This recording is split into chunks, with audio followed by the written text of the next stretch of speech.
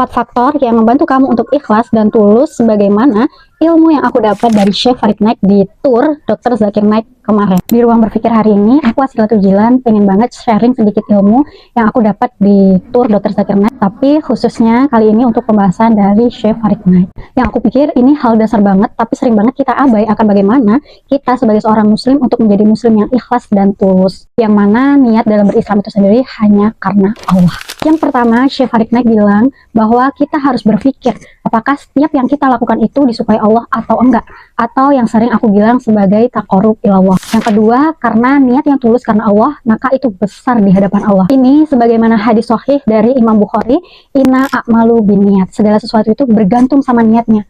Dan menurutku ini balik lagi sih ke poin pertama, kalau niat kita selalu kita tata karena Allah dalam mengerjakan segala aktivitas kita, maka nilainya akan besar di hadapan Allah. Dan sebaliknya, jika niat kita nggak tulus karena Allah dan justru karena selainnya, maka kita harus selalu mengkalibrasi niat kita itu tadi biar hanya karena Allah.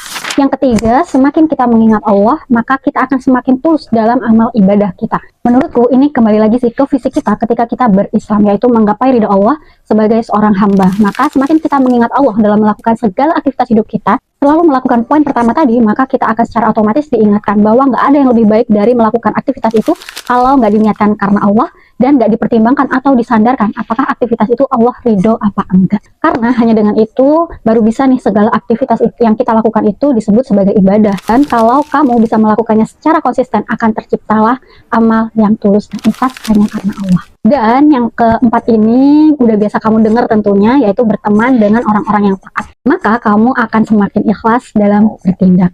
Dan kamu tahu untuk apa kamu bertindak sesuai dengan yang Allah mau. Bagaimana hadis kalau kamu berteman dengan pandai besi. Dari 4 faktor ini tadi, kamu lagi mengusahakan yang mana nih? Coba share di komen ya, aku pengen tahu nih. Wassalamualaikum.